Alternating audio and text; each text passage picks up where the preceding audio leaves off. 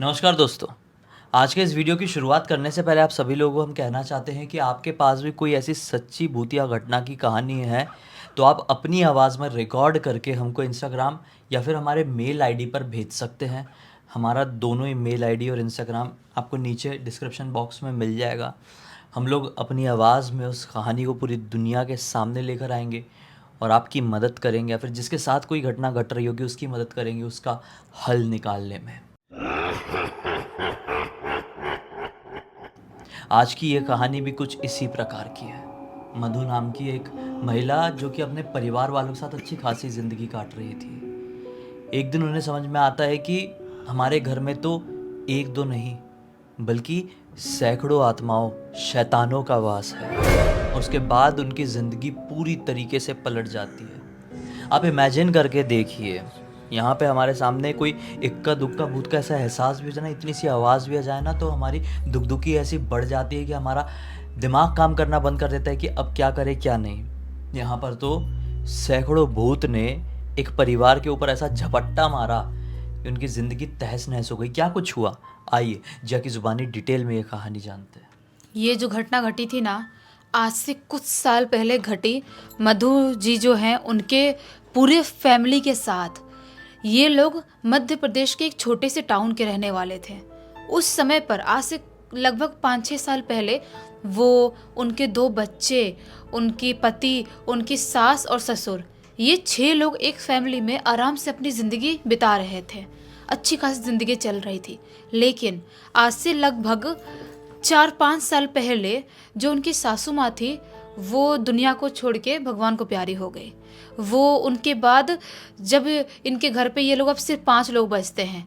जब सासू माँ चली जाती हैं उसके बाद आज से लगभग 3 साल पहले ससुर जी की अचानक से तबीयत खराब हो जाती है। वो थोड़े बीमार बीमार रहने लगे थे, बहुत बीमार, हमेशा कमज़ोर महसूस करते थे, ढंग से खा पी नहीं पाते थे, ढंग से चल फिर नहीं पाते थे, बहुत परेशान रहते थे। ये सब चीज़ें तो चली रही थी। उनकी ज़िंदगी में काफ़ी उथल-पुथल मच गया था। उनके सासू माँ के जाने के बाद ससुर जी बीमार हो गए हैं, 2-2 बच्चे हैं, उनकी एक लड़की है बड़ी और उनका लड़का है, उनके पति, वो सब कुछ एकदम परेशान चल रहे हैं। तभी अचानक से एक दिन उनको कुछ ऐसा महसूस होता है जिसके बारे में उन्होंने कभी इमेजिन तक नहीं करी थी। दोपहर का टाइम हो रहा होगा। दोपहर के टाइम में अपने किचन में कुछ काम कर रही थी। जैसा कि हमेशा कुछ ना कुछ करती रहती थी, खाना बनाती रहती थी, कुछ ना कुछ करती रहती थी, वैसा ही कर रही थी। अचानक से उनके पीछे से कोई दौड़ के भागता हुआ महसूस होता है। उनको ऐसा लगता है कि बच्चे तो स्कूल गए हुए हैं और ससुर जी, उनकी तो हालत होती नहीं है चलने फिरने उठने की। तो उनके दिमाग में सडन रिएक्शन आता है, तो ये भागा कौन, और झटके में पीछे मुड़ के देखती हैं।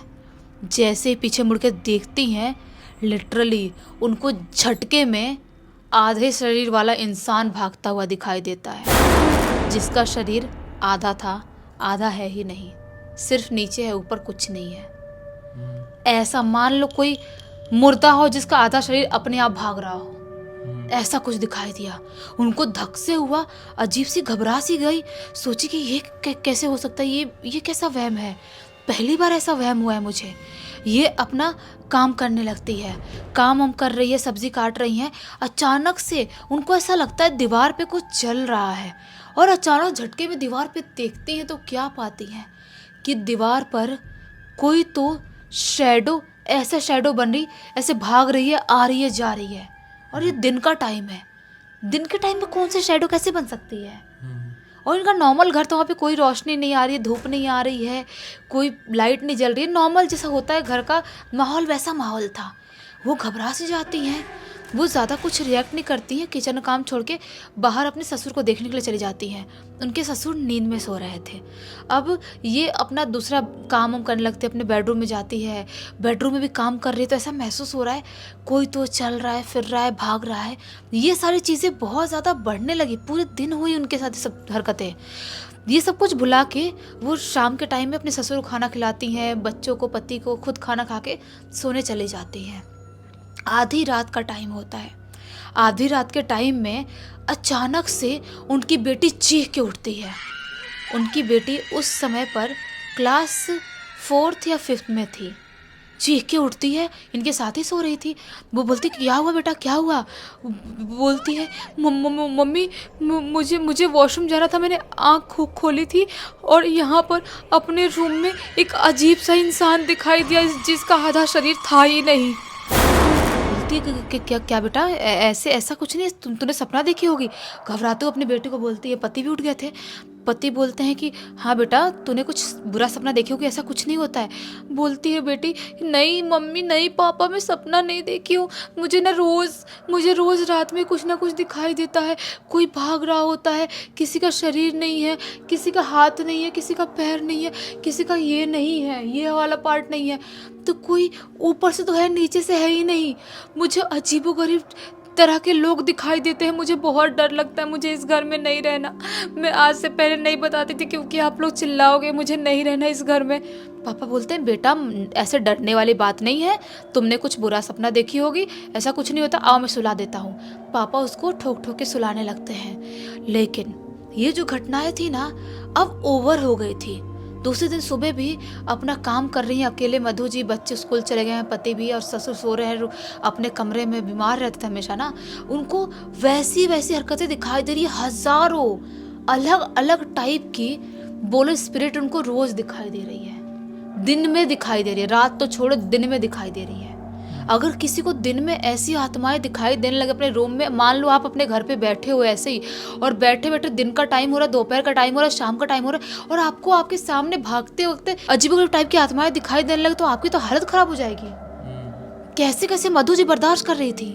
उनको ऐसा लगता है कि अब नहीं हो पाएगा, बहुत ज़्यादा ओवर हो गया, बर्दाश्त करने के बाहर हो गया, मैं डर डर कर घुट घुट के अपनी ज़िंदगी थोड़ी जी सकती हूँ। वो उठती है किचन से, अपने ससुर जी के पास उनके कमरे में जाती है, और ससुर जी ऐसे आंख बंद करके सोए हुए थे। अपने ससुर को उठाती है, बोलती है पापा जी उठिए, पापा जी, ऐसे उठाती है। बोलते हैं क्या हुआ बेटा? ससुर जी उठते हैं, बोलती है कि पापा जी मुझे ना कुछ दिखाई दे रहा है, इस घर में कुछ बहुत बुरा है, कुछ बहुत गड़बड़ है। मैं उनको बता रही हूँ, वो बातों पे विश्वास नहीं कर रहे हैं, और जो अपनी बेटी है, जो बच्ची है, उसको भी कुछ कुछ दिखाई दे रहा है। यहाँ तक कि जो बच्चा है बोल रहा है, इतना छोटा है वो तो बोल रहा है कि उसको भी दिखाई दे रही है। ऐसी चीज़ें नहीं हो सकती, आप उनसे बात करो, इस घर में कुछ गड़बड़ है। अपने ससुर से मधु जी ऐसा बोलती हैं। ससुर जी बोलते हैं बेटा क्या बताऊँ तुम्हें, मैं परेशान तो मैं भी चल रहा हूँ। ये बोलती है कि क्या परेशान चल रहे हो आप, तबीयत तो ख़राब है आपकी, लेकिन बात तो कर सकते हो ना आप उनसे। वो बोलते हैं बेटा तबीयत शायद ख़राब होने के पीछे वही रीज़न होगा, वही उसकी वजह से सब कुछ हो रहा है। ये बोलती किसकी वजह से? ससुर जी बोलते हैं बेटा वो औरत की वजह से। ये बोलती है कौन सी औरत? पापा जी आप अच्छे से बताओ कौन सी औरत?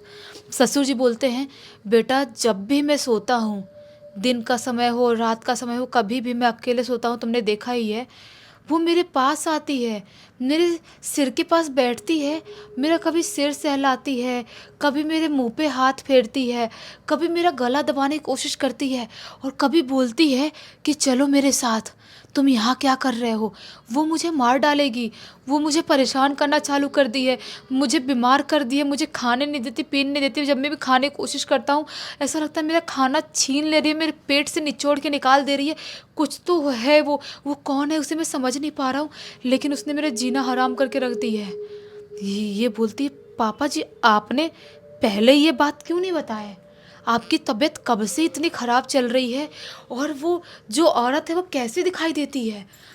पापा जी बोलते हैं, ससुर जी यानी कि मधु के, कि बेटा मैं उसको कभी देखा नहीं हूँ पहले ज़िंदगी में, वो अलग सी औरत दिखाई देती है, अजीबोगरीब टाइप की, और वो मुझे बहुत ज़्यादा परेशान कर रही है, मुझे जीने नहीं देगी, शायद मुझे मार डालेगी वो।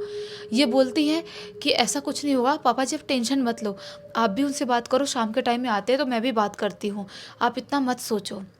ऐसा मधु समझाती हैं, और थोड़े टाइम अपने पापा जी के के पास, ससुर जी के पास ही बैठती हैं। उसके बाद खाना वाने का काम हम करने चले जाती है। शाम के टाइम में जब इनके पति आते हैं तो पति को उनके ससुर जी के पास लेके जाती है और दोनों बैठ के बात करते हैं। बच्चों को बोलते हैं कि बच्चे तुम लोग यहाँ पे मत आओ, थोड़ी देर खेलो अपने रूम में। बच्चे डर जाते हैं ना सारी चीज़ें सुन के कि दादाजी को भूत दिखाई देता है। बच्चों को तो बोल के रखे थे कि भूत प्रेत नहीं होते हैं, तुम्हारा वहम है, तुम्हारा सपना है। लेकिन मधु जी को कौन समझाए, ससुर जी को कौन समझाए। तो ये ससुर जी और मधु जी मधु जी के पति से बात करते हैं, बोलते हैं, सारी बात बता देते हैं। वो बोलते हैं कि ऐसा कैसे हो रहा है। मधु जी बोलती है कि हम बड़े लोग हैं, हमको कुछ महसूस हो रहा है, वो तो समझ में आ रहा है, लेकिन हमारी बेटी, उसका जीना हराम हो गया है। उसकी कितनी तबीयत खराब रहने लगी है, आजकल तो और ज़्यादा बीमार हो गई है। उसके एग्ज़ाम आने वाले हैं 1-2 हफ्ते बाद, कैसे काम चलेगा। आप कुछ करो, किसी के पास चलते हैं दिखाने के लिए। ये लोग, उसके बाद से इनकी ज़िंदगी का ये दौर शुरू हो जाता है दिखाने का। कहाँ कहाँ नहीं गए हैं दिखाने। हर बाबा, हर तांत्रिक, हर मंदिर, मज़ार, मस्जिद, कहाँ नहीं गए हैं। कौन से चर्च में नहीं गए, कहाँ नहीं गए हैं, हर जगह गए हैं। इनके घर से लेके, पैसे से लेके, शरीर से लेके हर चीज़ अपना वेस्ट किए बहुत टाइम तक, कई एक हफ्ते या 2 हफ्ते तक। लेकिन कुछ भी इनके घर पे फ़र्क नहीं पड़ रहा है। उल्टा अब आवाज़ें आनी चालू हो गई थी। बहुत ही ज़ोर ज़ोर से आवाज़ें आ रही है, कोई चीख रहा है, चिल्ला रहा है, दिन में भी रात में भी। पड़ोसी लोग भी आके कंप्लेन कर रहे हैं कि आपके घर से चीखता चिल्लाता कौन है। ये पड़ोसी लोगों को बता रही हैं तो वो लोग बोलते हैं कि आप इतना हल्के मत लो, दिखाओ। ये लोग पड़ोसी लोगों को बोल रही है मधु जी की मैं तो दिखा ही रही हूँ, को समझ में नहीं आ रहा है। जो बच्ची थी वो इतनी बीमार हो गई थी, उसके एग्ज़ाम का टाइम था। उसके एग्ज़ाम के टाइम में ये उसके क्लासरूम में बैठ के उसको पकड़ के एग्ज़ाम दिलवाई है। उसकी हालत इतनी ख़राब हो गई थी इनकी बेटी की।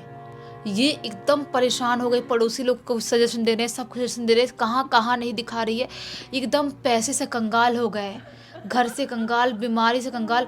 उसी बीच ये 3 साल पहले की घटना है। 1 साल तक तो बहुत बुरी तरह से परेशान रहे और उसी परेशानी के बीचों बीच अचानक से इनके ससुर जी ख़त्म हो जाते हैं। ससुर जी भी ख़त्म हो जाते हैं। ये लोग लिटरली क्या देखते हैं। इनके ससुर का 13ही वाला दिन था। 13ही वाले दिन ही अचानक से इनके घर का गैस फूट जाता है और फूटने से पहले इनके घर के, इनकी बेटी ने, इनफैक्ट इनके पति ने, मधु जी के पति ने देखे थे आधे शरीर वाले उसी इंसान को जिसको पहली बार इनकी बेटी ने देखा था, मधु जी ने देखा था।